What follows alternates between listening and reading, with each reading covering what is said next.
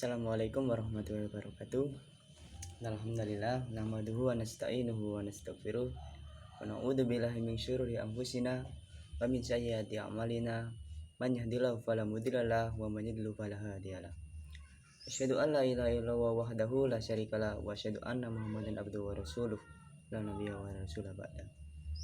Pertama-tama, marilah kita panjatkan puji syukur kepada Allah Subhanahu wa taala yang telah memberikan kita rahmat sehingga kita dapat melihat video ini dengan sehat sentosa. Allahumma amin.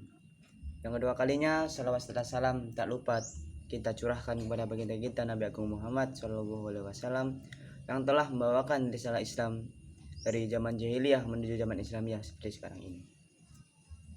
Yang ketiga kalinya, sebelumnya saya izin memperkenalkan diri. Perkenalkan, nama saya Mufikri Firdaus, NIM 2121281. Saya di sini hanya ingin sedikit berbagi ilmu tentang tokoh-tokoh pendidikan yang berperan dalam ilmu pendidikan. Pada video kali ini saya akan mengambil tema tentang tokoh pendidikan di Indonesia, yaitu Kiai Haji Ahmad Dahlan. Seperti yang kita tahu, Kiai Haji Ahmad Dahlan adalah tokoh pendidikan sekaligus pendiri Muhammadiyah. Muhammadiyah berdiri pada 18 November 1912. Dasar tujuan pendidikan Muhammadiyah yaitu ajaran Islam yang bersumber dari Al-Quran dan Sunnah Rasul dalam usaha penyelenggaraan pendidikan. Kita masuk ke materi yang selanjutnya, yaitu kontribusi dan implikasi dalam dunia pendidikan. Seperti yang kita tahu, Muhammadiyah tidak tertarik untuk mendirikan pesantren karena pada saat itu pesantren cenderung mengisolasi diri dari sekolah-sekolah yang ada. Muhammadiyah yang bercorak sekolah umum seperti sekolah yang diselenggarakan pemerintah Belanda. Dan ada sekolah-sekolah khusus keislaman. Sekolah-sekolah yang diselenggarakan Muhammadiyah ialah, misalnya kita ambil contoh, yaitu Al-Islamul Arqa. Kemudian diubah menjadi Hoger Muhammadiyah School, di mana pada 1923 menjadi Quick School Islam.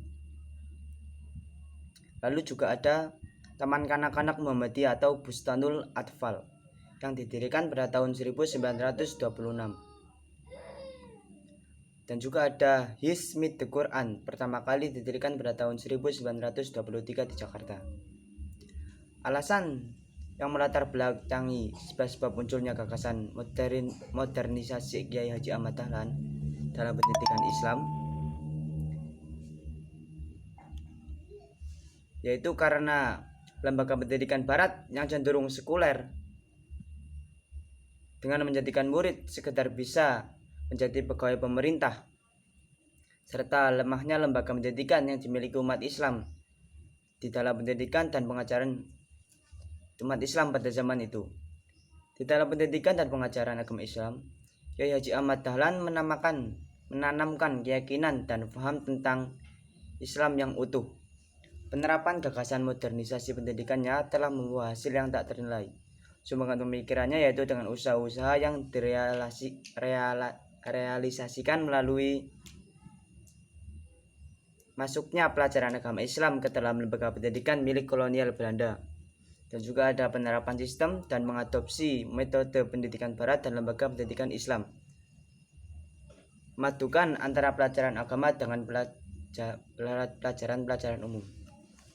Jadi di sini itu peran Kiai Haji Ahmad Dahlan dalam pendidikan di Indonesia pada zaman dahulu itu sangat besar sekali, di mana ia menggabungkan antara pendidikan ala Belanda atau Barat dengan pendidikan Islam, sehingga terciptalah pemikiran-pemikiran yang lebih rasionalis dan juga tidak keluar dari pemikiran Al-Quran. Mungkin itu saja penjelasan saya tentang tokoh-tokoh Islam, tokoh-tokoh pendidikan di Indonesia. Kurang lebihnya mohon maaf. Jika ada kesalahan itu datangnya dari saya, dan jika itu benar itu datangnya dari Allah Subhanahu wa taala. Akhirul kalam, syukron. Wassalamualaikum warahmatullahi wabarakatuh.